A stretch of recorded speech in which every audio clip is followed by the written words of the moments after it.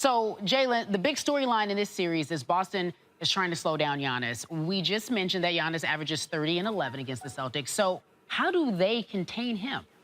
So a couple of things, Kerry. Driving to the basket, he's virtually unstoppable as it relates to layups and dunks. So you want to try to crowd the paint and force Giannis to be perimeter-oriented. You'll live with the three-point shot and you'll play the percentages.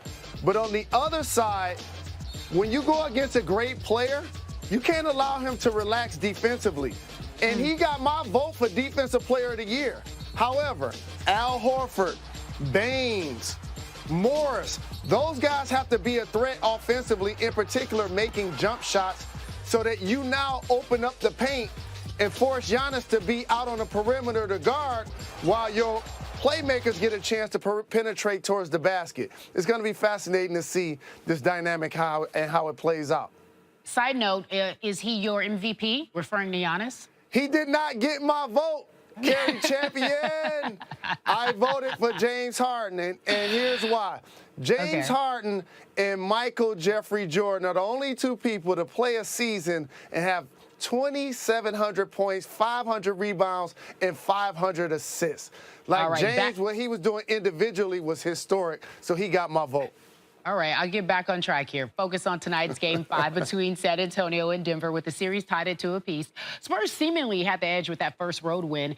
You've liked, though, some of the adjustments that Denver has made. So as for San Antonio, what could the Spurs do to take over this series? You got to get White back going. He was terrific, had a 30-point game in Game 3. Then they did a great job of slowing him down in Game 4. They made the adjustment, as you just mentioned, of putting Craig in the starting lineup.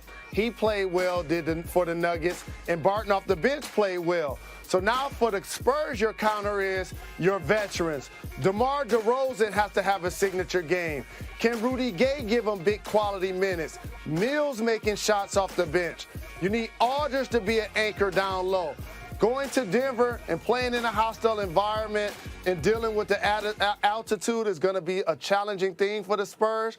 They've already gotten a win on the road. The Nuggets seem to be more poised about this playoff thing right now. I think Denver finds a way to get Game 5 as well.